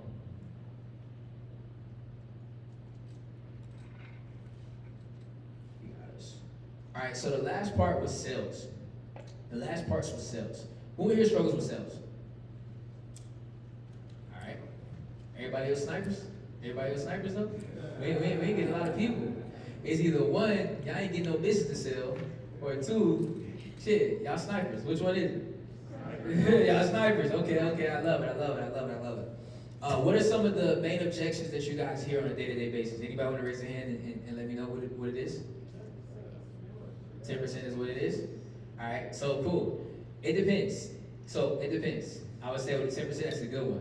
What I usually train my team to ask people about the 10% is two things, right? Is 10% too much to be able to invest into wherever you're trying to invest in? That's why it's good to have a good onboarding process. What do they need the funding for? What are they using the funding for? How's this funding going to help them, right? So if somebody says, yo, I'm using this funding to get my new brick and mortar restaurant. So you telling me you letting 10% stop you from getting your new restaurant? How much money would that new brick and mortar make you over time? Right, what are we talking about right now? You know what I'm saying? So it's different things like that, but 10% can be a tedious thing because with that 10%, you have people that have limited beliefs, startups, and that can be a red flag as well. If somebody's complaining about 10% and they ain't got no money, they ain't got no business, I let them go about their way. Because those gonna be the people that's gonna you fund, and they're gonna try to run off on you. You know what I'm saying? They're gonna be problems. So I wouldn't even fund those people. When it comes down to it, just being transparent. There's too many good business owners that will pay to have money, right? Because they don't know how to get it. If they knew how to get it, they would do it. And that's another talking point in sales. If somebody tell you, okay, it's too much, it's like, okay, well, what have you tried? How has your funding experience been? What banks have you went to? What have been the limits that you got? I went to Chase and got 5K. 5K? We cranking out 50s. What we talking about? We laugh when we hear that shit. Like, what? Like, you don't want to pay me the limit that you got when I can get you 5 times that limit. Those are the conversations that we need to have. You know what I'm saying? When it comes down to it. What else? What are some other sales objectives? What we got? High interest. Alright, so that's a really, really good one. I like talking about that. A lot of business owners think they shit don't stink. People don't understand credit, right? So they tell you, oh, I don't want no high interest, I don't want this. Well, what's your credit, buddy? What's your credit, buddy? Have you tried? You got a 550? Okay, what Chase told you? What Wells Fargo told you? Oh, you got 100K in your credit union? Did your credit union fund you? Because you got 100K with them? Or did they tell you your credit wasn't good enough? Okay, they told you no too? Well, this is the opportunities that we have. Your opportunities are limited, right? This is not something you got to take out forever. This is to help you build your business because last time I checked, you told me you got payroll you got to pay. So are you going to risk your employees leaving you because you don't want to take out high interest funding to keep your business going? And in the meantime, we can help build your credit to be able to get that traditional rate that you're looking for. Does it make sense? So it needs to be to where you're explaining the situation and letting them understand why they're at this level. Because people don't think, they just want what they want now. But us as experts, us as people in the funding space, we have to educate them on why they have those terms.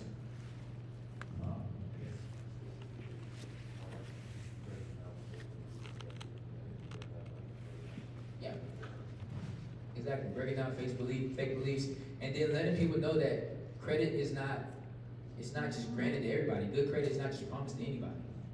Literally, we have to work hard for it. We have to work hard for it. It's not just given to people.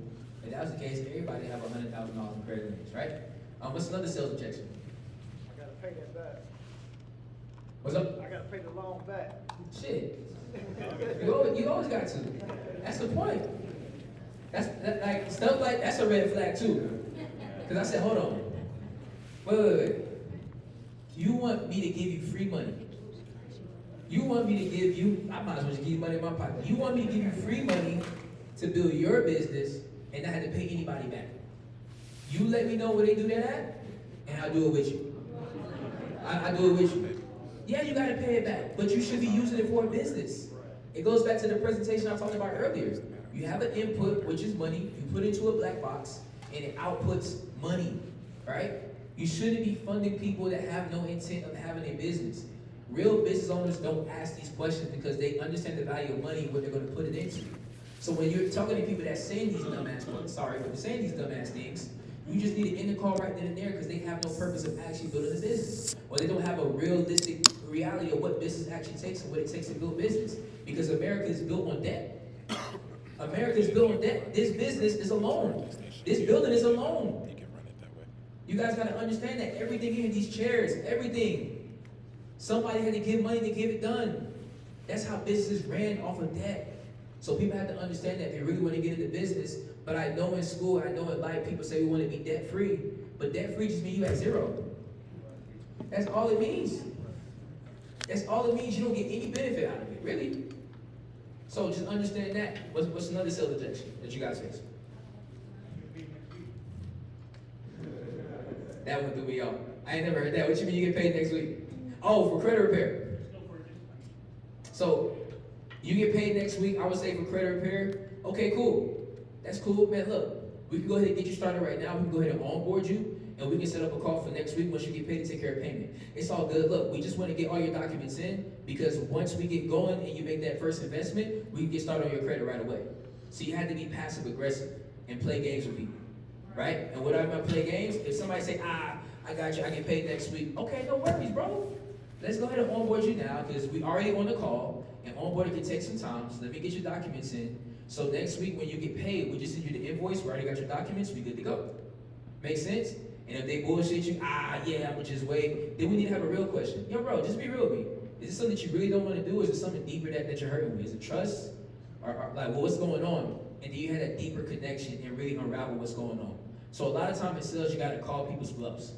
Because everybody gonna say, I'll do it tomorrow, I'll do it now. I'll do it tomorrow, I'll do it this day. Nah, do it now.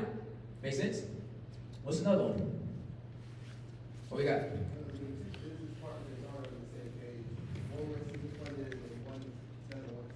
Yep. So you need to, that's the same objection of, I need to talk to my wife. Those are the same type of objections, right?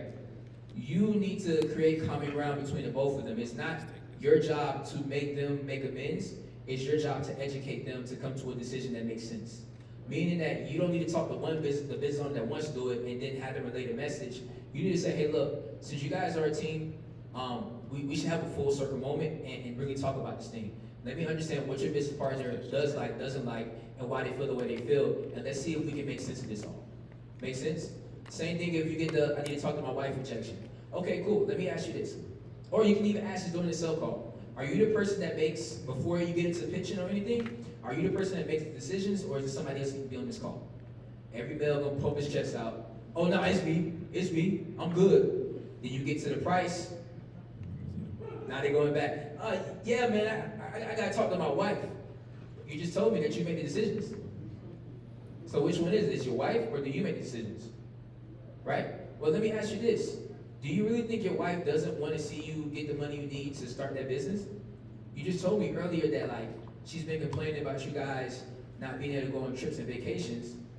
When you start this business, when you start making more money, do you think she'll be happy that you're able to take more vacations? So in reality, do we really need to bring your wife into this? If this can be used to actually impact both of you guys' lives and now you have a better work-life balance? Make sense? We had to unravel, we got to peel that onion. What else we got?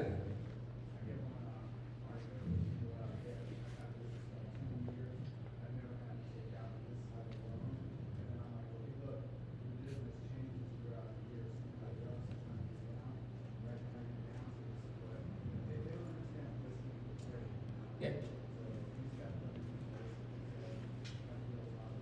100%. That's what it always comes down to, is having a real life talk with them. And sometimes people have that realization when you ask them what they did. It's like that aha moment. It's like, okay, cool. So you told me you haven't had to take out this type of loan in 20 years or this type of product in 20 years. Okay, I understand that. So what was your revenue like 3 years ago? Man, everything was good. Business was booming. We was making 50, 60K or 120, 400K a month. Okay, cool. So what are you making right now? Bro, like 30K a month. All right, cool.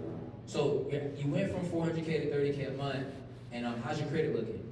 Credit isn't the best. Why is that? Cards maxed out. Just really, man, I just don't really know what to do. I'm just staying afloat. Okay, cool. Well, this is why we're in this situation. With your cards being maxed out, have a high utilization, no traditional bank is going to want to fund you because you seem high risk. That's something we can work on in the future. But right now, we have a problem that we have to provide a solution for. Even though this is an untraditional product and unfamiliar, this can still help you grow your business and get you back to those 400K months. Does that make sense? With business owners, they're very, very savvy and smart. You have to let them talk and sometimes make themselves feel like they're right, but then pull them back. And that's one objection I had to battle with a lot. People look at me because I'm young, that I don't know shit about finances, I don't know shit about sales, and it's like, motherfucker, I make more money than you. You know, even though I don't want to say that, right? But it's like you have to let people talk and be prideful and let them say what they're going to say, understand that, and then use that to actually frame how we're going to actually get things done. Does that make sense? You don't want to be in a man-to-man, macho-to-macho output when it comes to sales. If they want to be macho, take that macho, reframe it, and give them that sauce. Anybody else got something before we wrap up? What we got? Yeah, actually dealing, say like if you're dealing with startups and they not they feel that it's fraudulent. Mhm. It's so easy, not really easy, but, you know, the money is available, how do you get around that? So that's a limited belief in them, and it's like if it that's actually a touchy one. That's a limited belief in them. And the best thing that we've done in my company personally is show them proof of people that we've been able to do it with, right? It's not fraudulent, we're not scamming, we're not doing anything crazy, anything out the way. Especially if you're introducing them to bankers, it's like, hey, I'm introducing you to somebody that actually works at the bank. There's no scamming involved. You know what I mean? Just let them know that you have the skills, you understand, you have the connections to be able to get people funded with no proof of income, and this is how small businesses grow. Does that make sense? So usually the best way to come across that is just showing people testimonials, results, or what you've been able to do for yourself. But that's going to be a touchy subject as well because that's just limited belief. And people do sound like that sometimes when they feel like it's too good to be true. But that goes back into messaging. Like, I'm not telling people you can get under $200,000 with no documentation. Realistically, okay, if your credit's this, you probably can get about $30,000. You know what I mean? Giving them a more realistic standpoint. Does that answer your question? All right, we're about to go to lunch, guys. I'm gonna answer these other questions. We're gonna get up out of here. What we got? Question right here. Yeah. So when you're younger and you're in the finance space or any space in general, you're always gonna have the older generation. And excuse me if you are the older generation in here, right? They're always gonna look at you like you don't know shit. That's just the point of it, right? But what I come to realize, right, is that knowledge has no age. You have people that are 60 years old that are lost. They've been lost their whole life. They never did nothing. And you got people that are 25 years old, sharp as a knife. You know what I'm saying? Knowledge has nothing to do with age. It has to do with information. It has to do with resources. It has to do with priorities and mindset and maturity. So when you talk to people and they try to lowball you and say, man, look, I've been in business before when you was in diapers. Okay, that's cool. Well, how much you making right now? And the best thing to passively belittle people without belittling them is this. Yeah, man, I make about 50K. I make about 100K. 100K. They probably think in a year. Is that a month? Is that a week? Oh, you make 100K a year? Oh, that's cool. But you have that second guess. I don't know if you guys caught that. If somebody tell you they make 100K a year, they make 6 figures a year, and they say, yeah, I make about 50,000. You say, okay, is that a day? Is that a week? What is that? And then they're like, nah, a week, a day. Nah, it's a month. Oh, that's cool. Yeah. Man, look, we help people all the time that, are at 50K a month, but then we have some of our bigger clients that are at, 100K, 200K, 300K. Like, one of my clients, I just got off the phone with him, he made 50K in a week. But that's cool, your business is growing, you know what I mean? And we help people, we open arms to everybody, right? Now that wheel reverses. Now it's like, oh, who the hell is this person? Who they been working with? Now they want to listen. Does that make sense? All right. So it's not up here. Well, I'm gonna skip to it if I can, because I kind of went through sales. If I can get to it, right here. This is the last thing we're gonna get some deep. So the main objections that you guys want to speak to when you're doing sales calls, when you're making content, is money, time, risk, and fear. Right? And we're going to talk about this with webinars and stuff too. But money, time, risk, and fear. If you can talk to these 4 things and you can pre-frame these before a sales call, you're going to have a good result. Right? Money and funding can be as too expensive. So pre-framing that, switching up the way of thinking of like, you telling me 10% is going to cost you from getting this new boat, hiring this new employee. Right? When it comes to time, okay, cool, you could do this yourself. But you just told me you're slammed every day and you can't get to the bank until next month, but you need the money tomorrow. So would you pay to have a premium service where I can get you the money in X amount of time? Or do you want to try to figure this out, maybe still fail and end up coming back and paying twice? Does that make sense? Having that there. When it comes to risk is always involved. There's no such thing as a low risk billionaire. It's risky staying where you at. If you don't get this funding, you're risking your business not being where you want to be. You're risking losing your business because you don't have the funds. I'm looking at your bank statements, dude. You don't have the funds to keep afloat. At this rate, I'm sorry to tell you, not trying to be negative, but it's gonna be rough. So I think we should get this funding while we're on this downtrend so that we can, stop this. Does it make sense? And then the last one is fear. Fear. One thing that I'll talk about a little bit later that I learned from Mosey, and I use this everywhere, right? Fear is like, it's a mile wide and inch deep. It's like an ocean, right? When you step into it, you see that it's really not that bad, right? If we see a ocean that's this wide, we're like, damn, I don't want to step in, I might drown.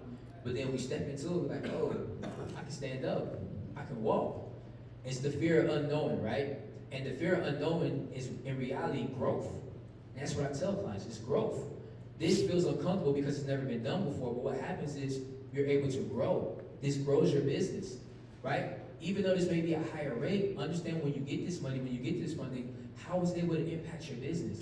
How you're able to have that first start, how you're able to get the inventory, how you're able to get the equipment you need to make more money.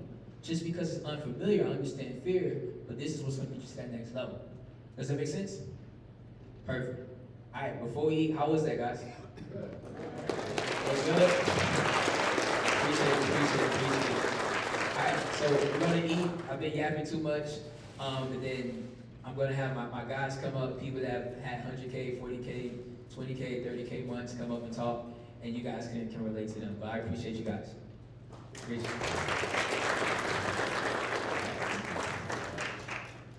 All right, so where's the food at? Let me go check on the food, guys. I'm hungry too. We'll get to it. Give me a second. We gotta earn it, bro. What's up, bro?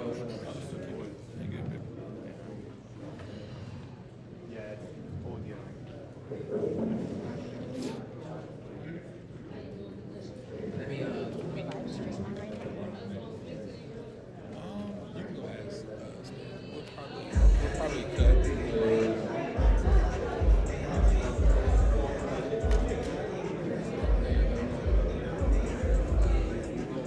You can let me know too what it says. I'll end it from here. Don't worry.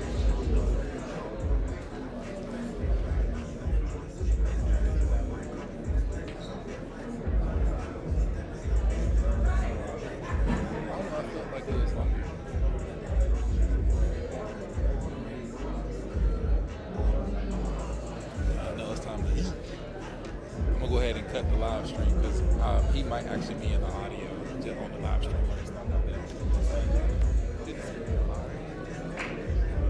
that. He said, pause it, end it. Okay, cool deal.